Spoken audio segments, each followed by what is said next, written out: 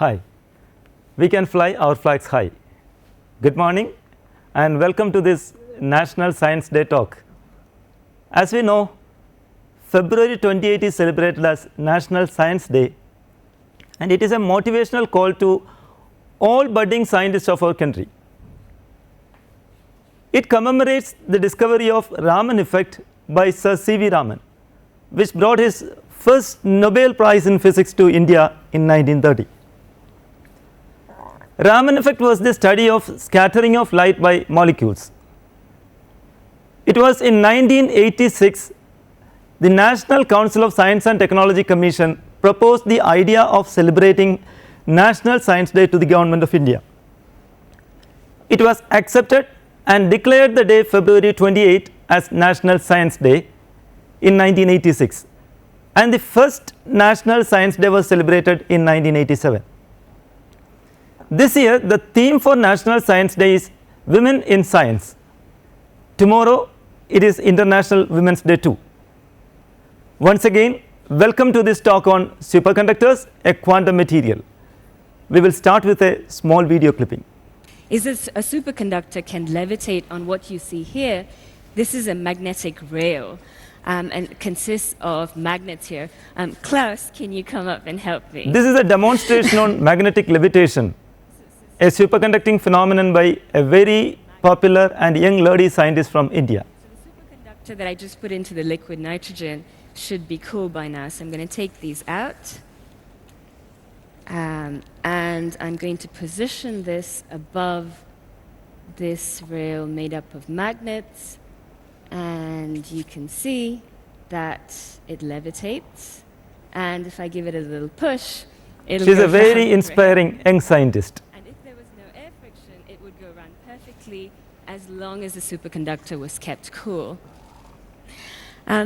Another property of the superconductors, And I think is she's that really the apt person to be presented before any Indian student who is aspiring for greater heights in science.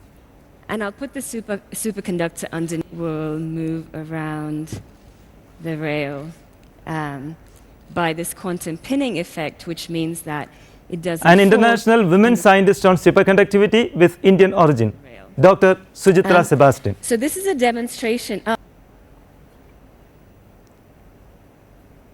I took this video clipping from one of her talks with her consent. Dr. Sujitra was given a few exciting talks on the YouTube, which you can access and get inspired. She is a faculty in the Department of Physics at Cavendish Laboratory, Cambridge University, UK. She was figured as one of the 30 exceptional young scientists by the World Economic Forum in 2013 and one of the top 10 next big names in physics by the Financial Times.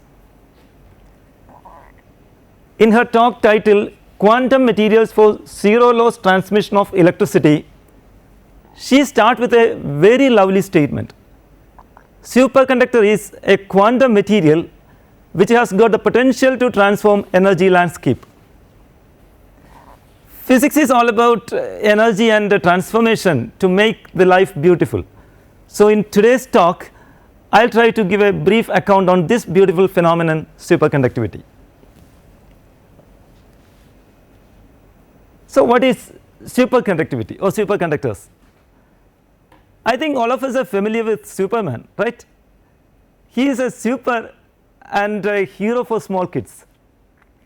So here we try to see electrical conductors which are super, that is superconductor, but they are very complex quantum objects. Actually an ensemble of electrons makes superconductivity possible. So it's a very complex phenomenon. It's in a solo dance, movements can easily be understood, but in the picture it's a complicated group dance. Similarly, in an ensemble of electrons, movement will be a complex phenomenon. But superconductivity can show wonders in science and technology which we enjoy today.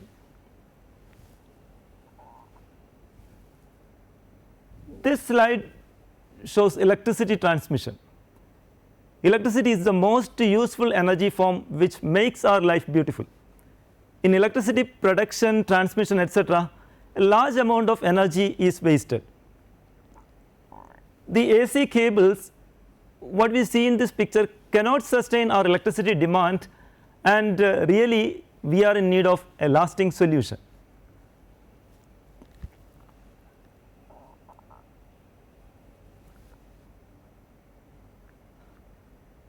To start with some basic physics, current flows through a material or a conductor when a potential difference is applied, which pushes the charge through the conductor, and the current is measured in ampere. To have the same amount of current through different materials or same material with different dimensions, we need different amounts of applied voltage, which is decided by the resistance offered by the conductor. Because of this resistance in electrical conduction, some portion of energy will be lost, mainly in the form of heat. If no resistance, of course it is a boon. Current can flow through a material without any energy loss. In order to qualify a material as electrical conductor, we define a term, that is electrical resistivity, normally represented as rho.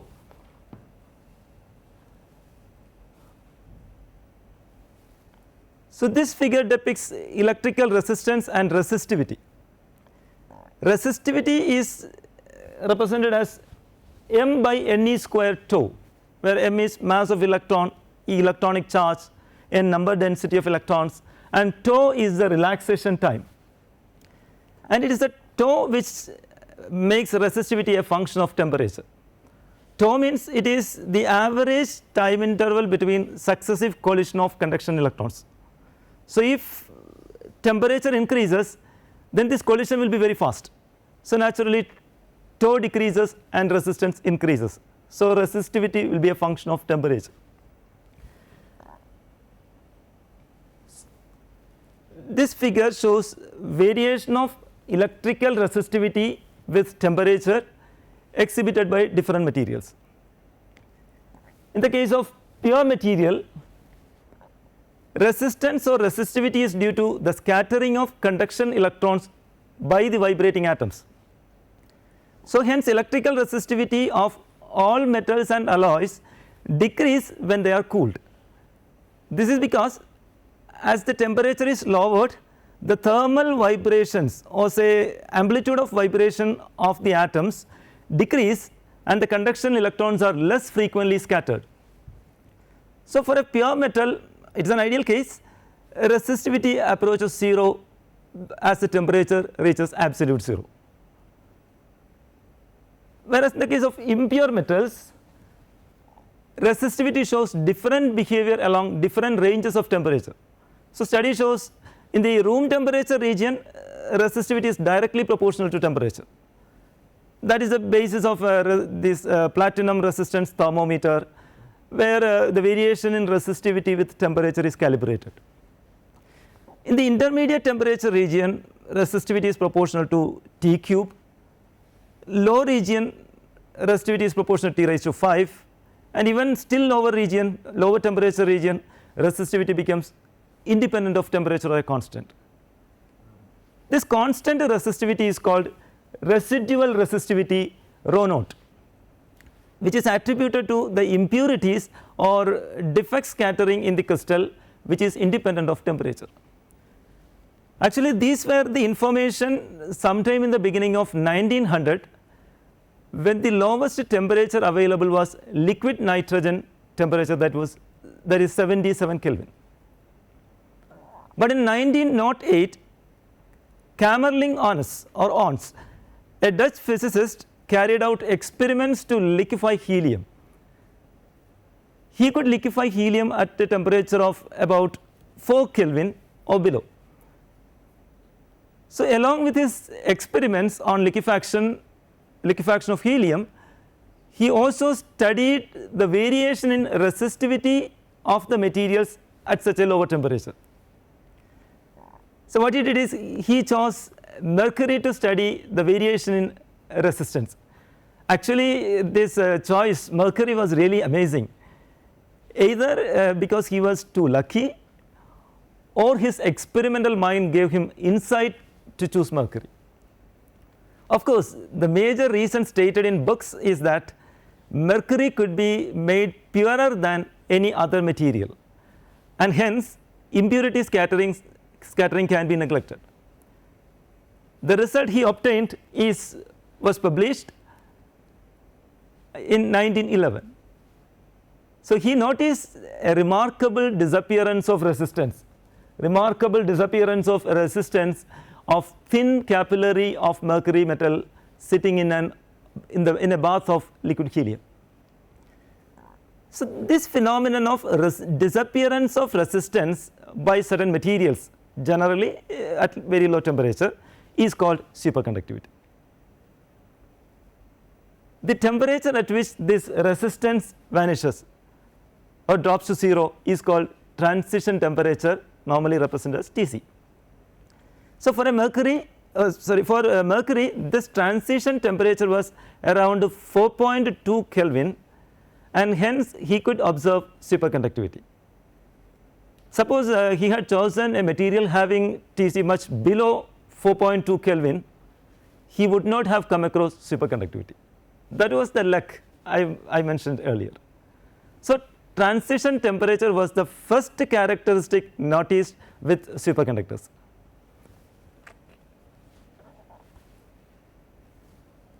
So, superconductors does not show resistance below Tc. Is the resistance really 0? Imagine a superconducting ring is cooled below Tc, and from its vicinity a magnet is suddenly withdrawn. So, there will be a change in magnetic flux. So, due to electromagnetic induction, some current will be induced or generated in the superconductor or superconducting ring. Such an induced current in a superconducting ring is called persistent current. So, scientists try to measure the resistance of superconductor by studying the reduction in this persistent current over a period of time. From their experiments and calculations, they came up with an equation I is equal to I naught e to the power minus RT by L, where I naught is the initial current, T in time, maybe time in years, L is the inductance parameter, and R expected resistance of the coil if any. So, by monitoring the current for many years, it was inferred that resistivity is less than 10 to the power minus 22 ohm centimeter. Such a low resistance or resistivity may be regarded as 0. So, that is why we consider, or there is no instrument to measure resistance lower than that.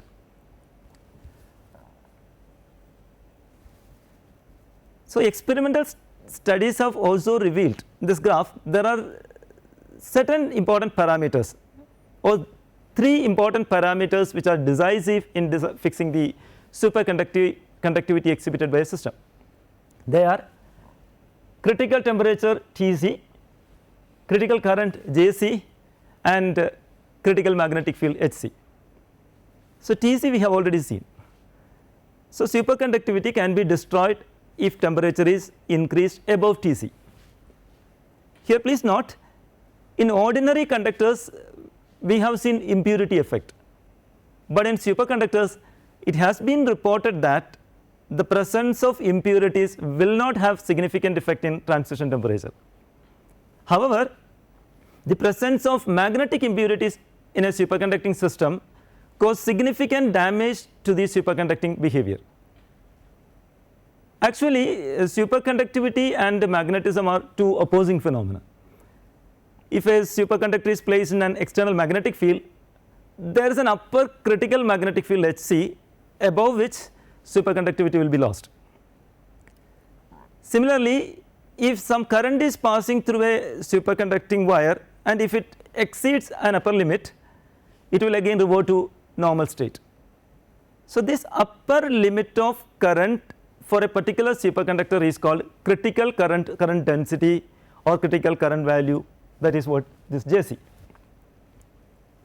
But later in 1916, a scientist named Silsby through his experiments, he showed with necessary experimental support that it is not due to the current that superconductivity is lost. Rather, it is the magnetic field generated by the current which is responsible for the destruction of superconductivity in the material. So, in this figure, this shaded region of the graph is the region where the material exhibit superconducting behavior. So, since Jc is directly related to magnetic effect, Tc and Hc would be sufficient to account for superconducting behavior of a system. An empirical relation is derived connecting the two, which goes like Hc is equal to H naught 1 minus T by Tc the square. This equation represents a parabola which is shown on the graph. So, Hc is the maximum field that can be applied at a temperature T without destroying superconductivity, and H naught is the highest critical field at absolute 0, and Tc is the highest transition temperature at 0 applied field. So, on the graph, when Tc is equal to 0, that is at absolute 0, superconductivity can be destroyed by the application of magnetic field H naught. If the temperature is increased, superconductivity can be destroyed at a relatively lower field. So, when temperature is Tc, even without applied magnetic field, superconductivity will be destroyed. So, this within the shaded region of the graph, this particular region, the pair values temperature and magnetic field, the material will be in superconducting state, whereas outside the graph it will behave like a normal conductor.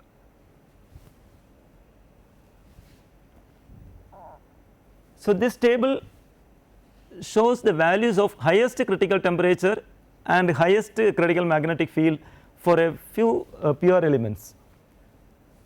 So, here see niobium, it is 9.5 Tc and Hc is 198.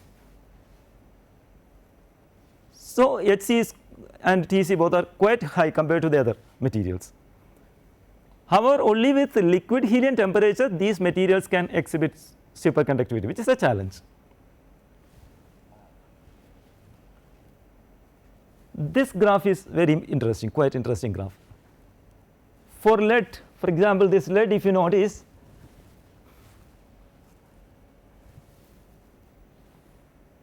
Tc is 7.175 Kelvin and Hc is 650 ampere per centimeter. So, here is an interesting point, a paradox in superconductivity. In the case of lead, if we move along x axis, then without external magnetic field, thermal vibrations due to 7.175 Kelvin can destroy superconductivity, which corresponds to a lattice energy of 8 into 10 to the power minus 4 electron volt per atom. That is an energy of the order of 10 to the power minus 4 or minus 3 electron volt per atom is sufficient or required to damage the superconductivity exhibited by lead. Now, if you move along this y axis, thermal vibration is completely freezed and energy of the system is due to magnetic contribution. So, when Hc is 650 ampere per centimeter, it reverts to normal state. However, the energy density or energy of the material system due to this applied magnetic field, if calculated, it would be approximately 240 joule per centimeter cube or 10 to the power minus 7 electron volt per atom. That is, when magnetic energy is supplied, 10 raised to minus 7 electron volt per atom would be sufficient to destroy superconductivity, whereas when thermal energy is applied, 10 to the power minus 4 electron volt per atom is required to destroy superconductivity, 3 order difference. So, this became a paradox in superconductivity. So, in our discussion there are two important parameters, temperature and magnetic field. So, which is prominent one in superconductivity? Of course, it is the response in the magnetic field which is prominent, and it distinguishes superconductor from a perfect conductor. An important study on this line was carried out by Meissner and Oschenfeld in 1933, and the result is popularly known as Meissner effect in superconductivity. If a superconducting material is placed in an external magnetic field and cooled to a temperature below its transition temperature, magnetic field lines will be expelled from the material. Similarly, if a superconductor is first cooled below Tc and then placed in external magnetic field, we can see same effect. Or magnetic field lines will not penetrate into a superconducting specimen. There are elaborate studies on this, but basic idea is that magnetic field B is equal to 0 within a superconducting specimen. So, we will analyze this slide. So, here the magnetic induction within is given by B is equal to B applied plus mu 0 m, where m is a magnetization, magnetic moment per unit volume, mu 0 h plus mu 0 m. But according to Meissner effect, B is equal to 0 within. So, for a superconductor, if you work out, we will see susceptibility, this chi is -1. That is, susceptibility is -1 means it is the maximum susceptibility for a diamagnetic material, or superconductor exhibit perfect diamagnetism. But a perfect diamagnetism exhibited by superconductor is not a consequence of perfect conductivity. See this, according to Maxwell's equation, Maxwell's electromagnetic equation, del cross E, curl E is equal to minus dou B by dou T. But for a perfect conductor, we know when a metallic conductor is placed in an external electric field, the field inside, electric field inside is 0. So, if a superconductor is a perfect conductor, then electric field should be 0 inside, then curl E will be 0. If curl E is 0, naturally minus dou B by dou T is 0 and B should be a constant. That is, a constant magnetic field is expected if a superconductor was a perfect conductor.